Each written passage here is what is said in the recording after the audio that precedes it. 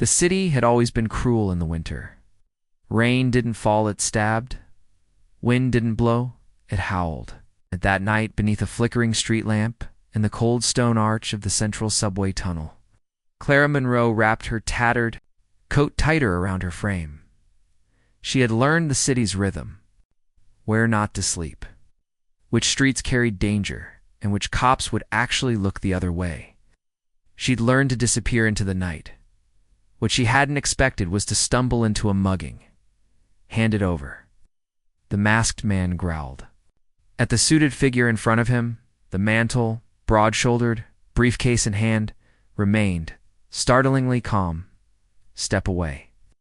The mugger stepped forward. That was his mistake without thinking. Clara surged forward from the shadows and smashed her dented thermos against the attacker's side. He reeled, dropped the knife, and bolted. The man he'd threatened blinked in disbelief, turning sharply. Toward her, Clara backed away, prepared to vanish again. Wait. His voice stopped her. It wasn't the sharp, commanding voice of someone used to obedience. It was puzzled. Low, almost human. You just saved me. I didn't do it for you, she muttered. I did it because I hate bullies. He stepped forward. At least let me buy you a meal. She narrowed her eyes. What makes you think I'd say yes? Because I'd ask again. Clara hesitated. Something in his gaze wasn't mocking. It was curious, tired even. The kind of look from someone who hadn't been surprised in a long time, until now. Fine, she said. The diner was old and warm, with coffee that tasted like burnt memories. Clara ordered the cheapest thing on the menu. Suspicious as always. The man didn't speak at first, just studied her as if trying to place her. You're not from the street? He finally said. No one is, she replied. Not at first. He nodded, accepting that. I'm David Lennox, he said. Lennox Enterprises. She raised an eyebrow. The tech company that just bought a university campus? Yes. Then why were you alone in a subway tunnel? He smiled faintly. Because sometimes I forget I'm not invincible. She snorted. Must be nice. The silence stretched. David leaned in. What's your name? Clara. Clara, he repeated softly. It suits you. She glanced at his watch, probably worth more than her life. You've got what you wanted. Gratitude. A good deed. Or even now. He studied her a moment longer. Where do you sleep? Her lips tightened. Don't. He didn't. Push just placed a crisp 100 on the table, in case you change your mind. The night's cold. She left it untouched as she stood. But before walking out, Clara looked back. Thanks. For not looking at me like I was broken. David sat there for a long time after she left. The untouched money between them like a line he wasn't ready to cross. That night, as Clara curled up behind the train station in the driest spot she could find, she thought about how strange it was to feel seen for the first time in years, and far across town. In a penthouse with too much silence and too many lights. David Lennox couldn't stop thinking about the girl with the fire in her eyes and rain in her hair. David Lennox was a man who forgot things quickly. Deadlines, meetings, birthdays gone in a blink. But for some reason, he couldn't forget Clara. Her voice, her sharp wit, a way she didn't flinch when she looked at him. It had been 5 days since the night in the tunnel, 5 days, and he still remembered the smell of rain in her hair. That morning, as he watched the elevator numbers tick upward toward his office, David made a decision that surprised even himself. He opened his phone and called his assistant. I want a temporary filing position opened, he said. Something entry-level, minimum qualification, ability to read and file alphabetically, sir. Anna's voice crackled. You want to post the job? No. I already have someone in mind. Clara stood outside the coffee shop, staring at the crumpled note in her hand. It had been delivered to her at the shelter handwritten, no signature, but unmistakably his handwriting. Come to Lennox Tower. Reception will be expecting you. She almost didn't go, but she needed this. Not charity, not pity, a chance.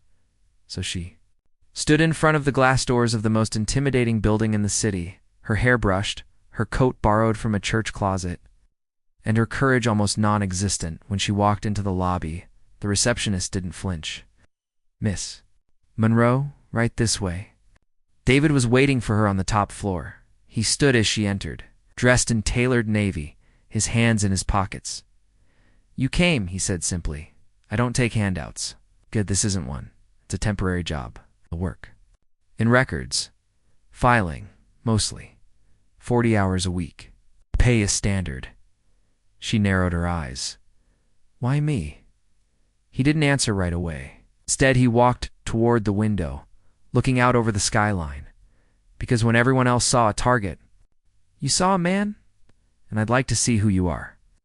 When you're not freezing behind a station wall." Clara didn't trust him, not yet. But something in his voice made her believe him. She accepted the job. Clara didn't expect to like working there, but she did. The office was sleek and quiet. The work repetitive but calming. And despite the curious glances and awkward silences in the break room, she kept her head down and did her job. She was good at it, too. Her files were color-coded, cross-referenced. She fixed a 2-year backlog. In under a week, still whispers followed her. "That's the girl Mr. Lennox brought in. She used to be homeless, right? I heard she slept in stairwells. I bet she's sleeping her way up."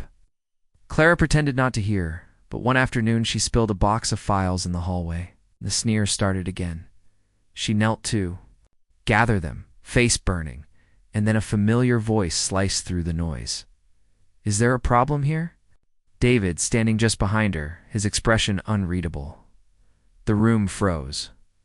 "No, sir." One of the women murmured.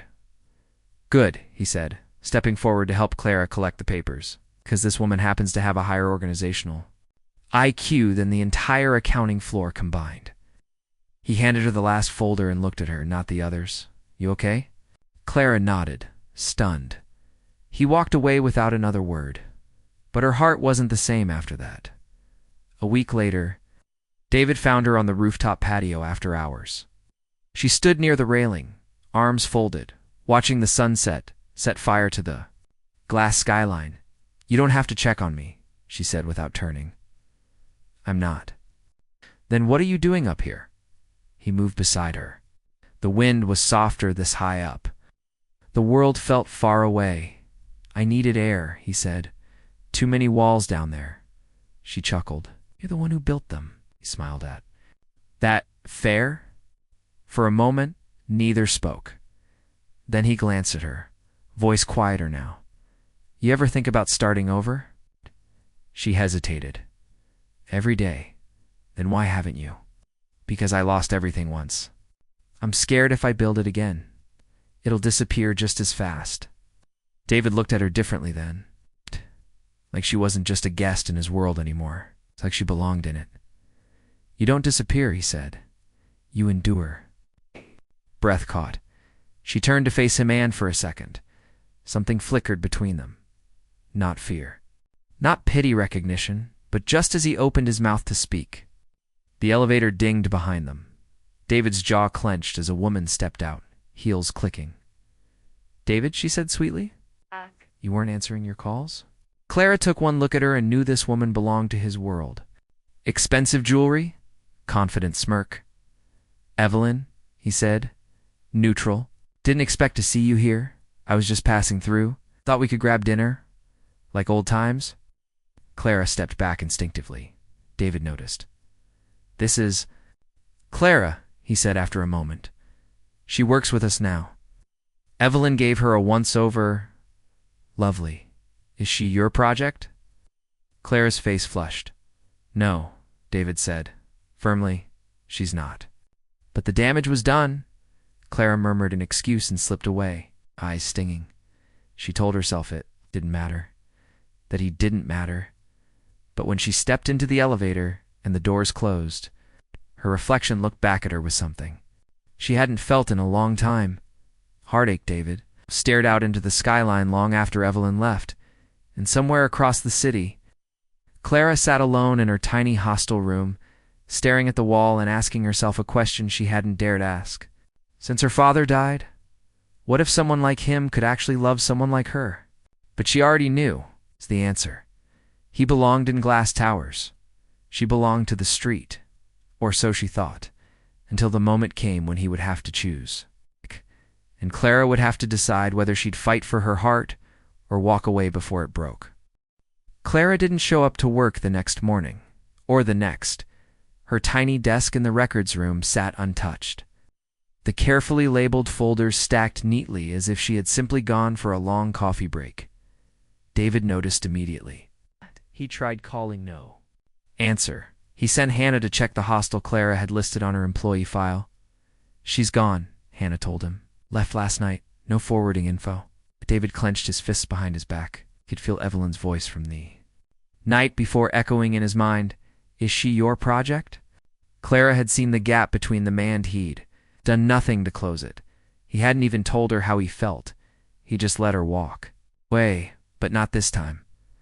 Clara sat alone on a bench at the edge of a downtown park, sketchbook on her knees, hands frozen from the breeze. The world moved around her like it always had, fast, uncaring, distant. She stared down at the drawing in her lap, a sketch of the rooftop patio at Lenox Tower, traced from memory. The sharp lines softened at the edges, as though she'd tried to draw the feeling that came with it rather than the structure. Itself, safety, laughter, a man's quiet voice in the wind, telling her she didn't disappear. She had never meant to fall for him. But hearts didn't ask for permission. Still, she knew her place. Men like David Lennox didn't end up with women like her, not unless they were ashamed of them. She closed the book later that night. She attended a small art exhibit hosted by the shelter program she'd helped back in her student days. The organizers had framed her old architectural sketches as part of a charity showcase for underprivileged youth. It felt surreal. People praised her lines, asked questions. No one saw the worn shoes or the calloused hands. They saw the art, and for a moment, she allowed herself to feel seen again. Then a hush fell over the gallery. She turned. David stood at the entrance. No suit, no security, just him.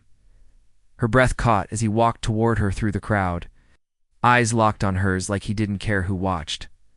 "Clara," he said quietly. She took a step back. "What are you doing here? I came to find you." "You didn't have to?" "I did." He pulled something from his coat pocket, a small box. Her heart jumped. "No," she said, eyes wide. "Don't do this." "I'm not proposing marriage," he said gently, opening the box. "Just a beginning." Inside was the ring she had seen once, in a magazine, a rose gold band with a small geometrical sapphire. Unique. Like her. Clara stared at it. "I'm not the woman who belongs in your world." She whispered, "I don't care about that world." He said, "I care about you. You don't even know everything about me. I don't have to. I saw you when you had nothing. I've never admired anyone more." She looked around, embarrassed. "People are staring." "Them stare." Clara looked down at the ring, then up at him. "Why are you doing this?" "Because," he said, stepping closer, "when I was surrounded by everything, I still felt empty. Then you came out of nowhere, homeless, angry, proud, at me like I was just a man." Took her hand. "I chose you in the dark. I'm still choosing you." Tears welled in her eyes. "I don't need a ring," she whispered. "I know, but I want to try." His smile came slow, warm, then, "Let's start now." She nodded. He slipped the ring on her finger, not as a promise of forever, but as a symbol of something she never thought she'd have again. A new beginning. Months later, the Lenox Tower lobby buzzed with new rumors, not of the mysterious, homeless girl, but of the sharp new design consultant hired directly by the CEO himself. Clara walked through the glass doors in a soft gray dress, head held high. Her sketches were now on the walls of the upper floors. Her voice was heard in every major design meeting. And David. He stood by the elevator, coffee in one hand, waiting. When she reached him, he offered her the cup, leaned close, and whispered, "You still look like hope." And this time, Clara didn't look away. She smiled, because love, it turned out, wasn't about matching lives. It was about choosing each other, again and again, when the world said you never should have met.